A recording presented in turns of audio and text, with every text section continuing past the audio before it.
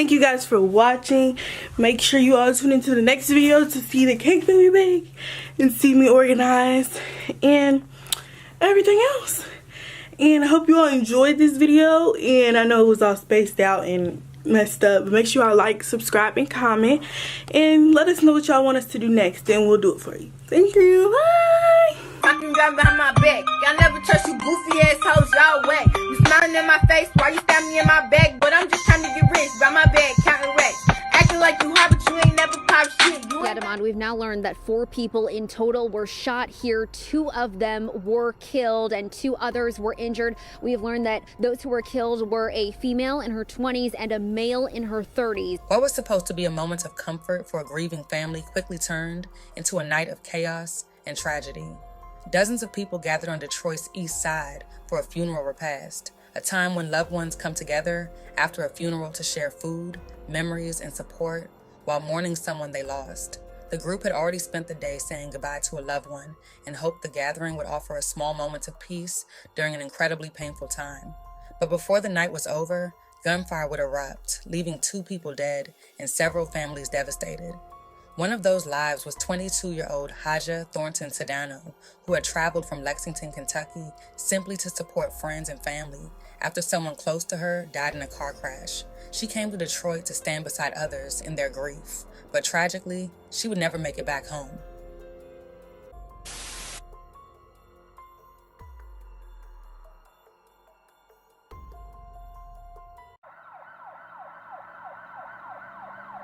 "22-year-old Haja Thornton Sedano was born and raised in Lexington, Kentucky, surrounded by family, and those who knew her say her personality was impossible to ignore because she had a bright smile, a warm spirit, and an energy that made people feel comfortable the moment they met her.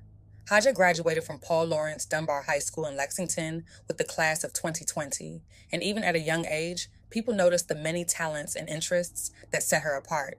She loved cooking, fashion, and especially music. Singing and songwriting were passions she took seriously, and according to her father, she had already recorded music and planned to share her talent with the world.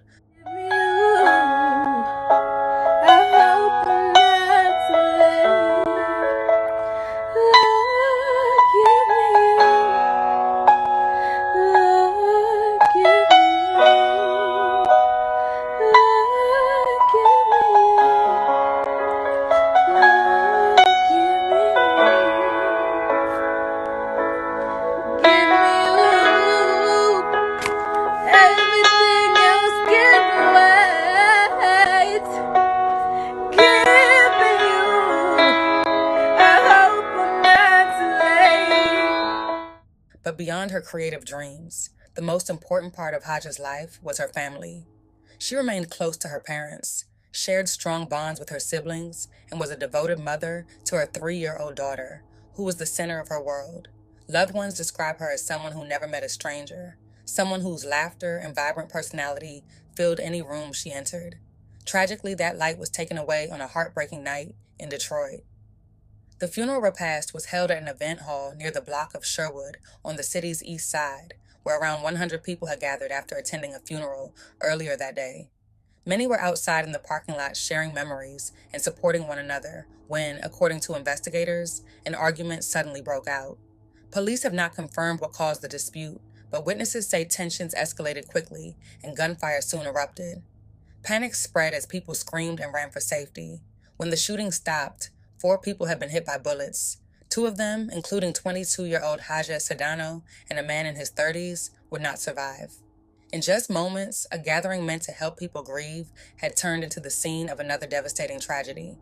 Officers from Detroit's 11th Precinct rushed to the area and began investigating, believing that many witnesses at the crowded event may have seen what happened.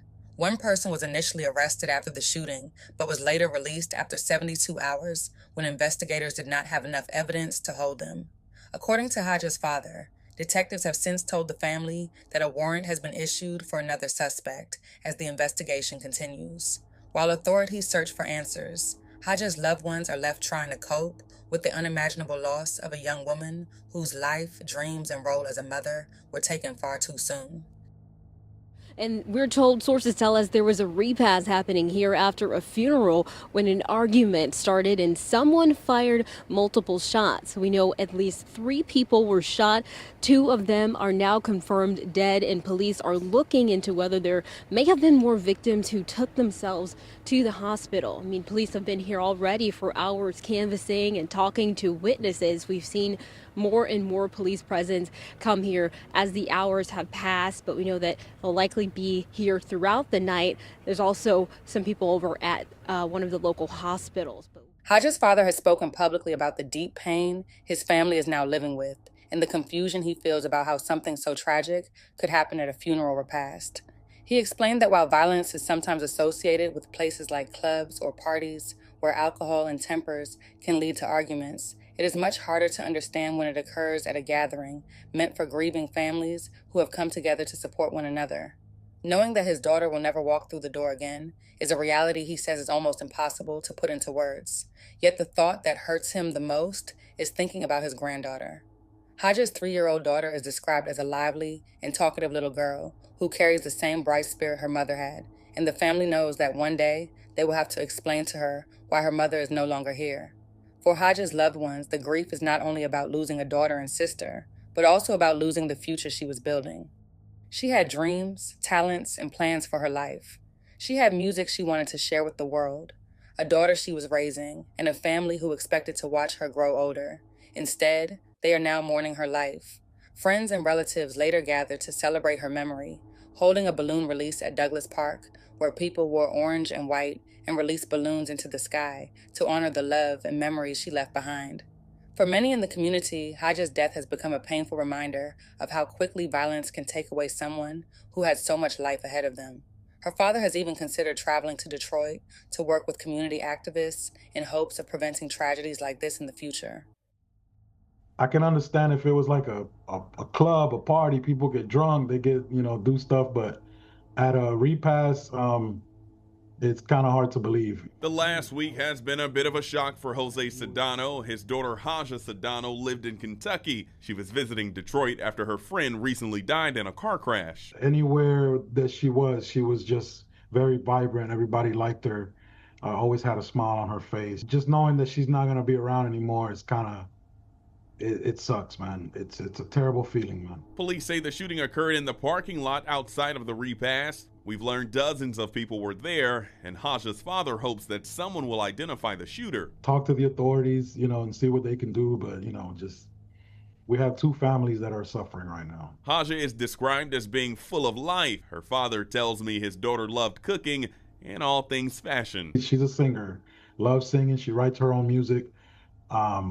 And she has already music that's already recorded and ready to go. The 22-year-old now leaves behind 4 siblings and a 3-year-old daughter. She's another vibrant little girl, and she's very talkative and very animated.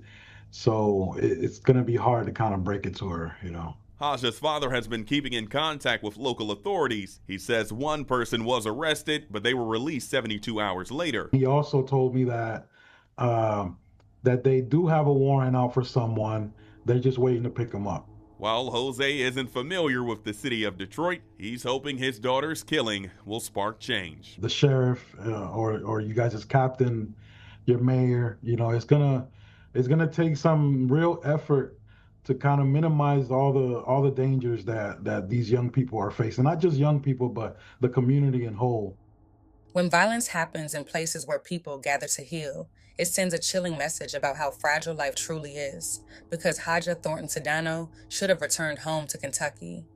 Her daughter should still have her mother, her family should still hear her laughter, and the people at that repast should have left with memories of comfort instead of the sound of gunfire.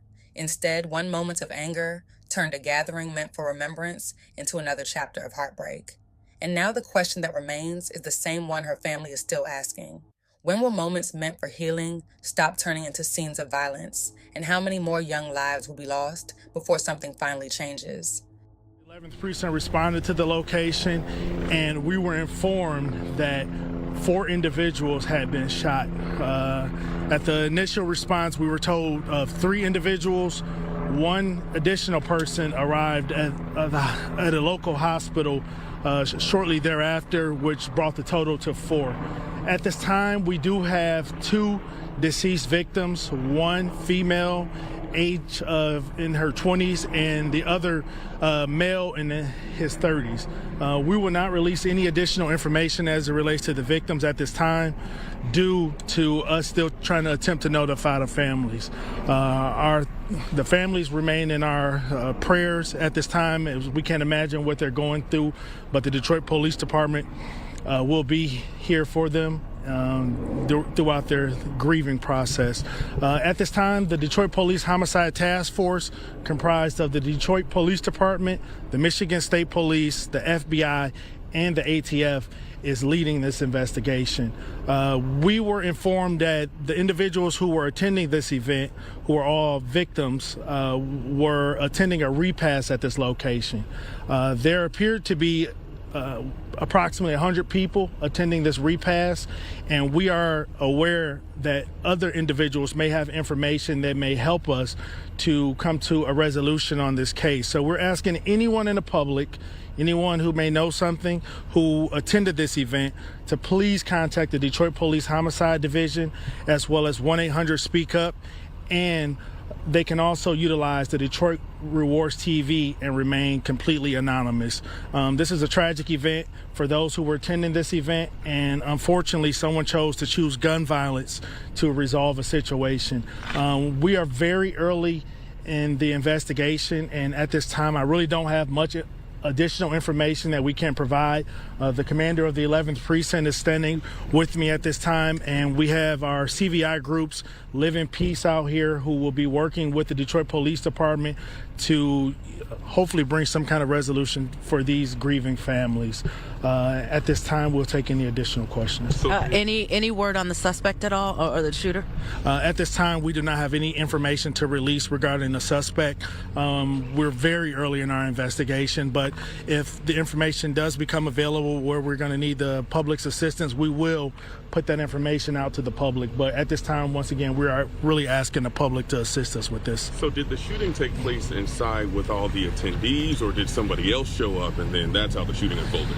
It appears that the shooting took place in the parking lot, where numerous individuals were outside at this time. It's still unknown what the individuals were doing outside, but once again, this was a repast, and most of the people here, we would have presumed that they knew each other. But once again, the reason for this shooting is still unknown at this time, and we're hopeful that someone in the public will assist us with a motive for this incident. This is at least the second funeral repast shooting that has unfolded in the city this year. For you all, what's that been like? We are just asking people to resolve their conflict in a peaceful manner. If you feel like you're getting into a conflict with someone, just leave. Separate yourself from that situation, leave, contact any Detroit police station, any Detroit police officer, and we will come to assist. But we're asking everyone in the community to do what's right, and please come forward and provide additional information to help us help these grieving families. And how concerned are you right now about potential further retaliation going back and forth? Once again, we don't know what the motive is at this time, so we're still very early in our investigation, but we're asking anyone to provide information to the Detroit Police Department Homicide Task Force. Okay, and given how many... Thank you. Okay. Well, you just heard there from Detroit Police Department giving an update on exactly what happened here. They saying that it was a repast. That was the event that happened. 4 people were then shot, 2 of them dead. That's the information they can give us at this time, and no update at all on a suspect or anything. They're just asking the public to help out with that, to call 1-800-SPEAK-UP if you have any tips or information. But again, a shooting happened around 8 o'clock. Sherwood near Outer Drive. 4 people shot, 2 of them dead, 1 a woman, 1 a man. And please stick with Fox 2 for updates. As soon as they give us more updates, we will be delivering them to you. Reporting live here in Detroit, Lauren Edwards, Fox 2 News. Lauren, the fact that this happened at a repast just adds even another layer of tragedy here, because everyone was already going through something tragic, and then this. Yeah, absolutely. You're at one tragedy, you're suffering one thing and grieving, and then this also happens. So I still know that there are so many questions that need answers, so many questions that we want answered. Specifically, what else happened? Was there an argument? How do they know each other? But they gave what information they could.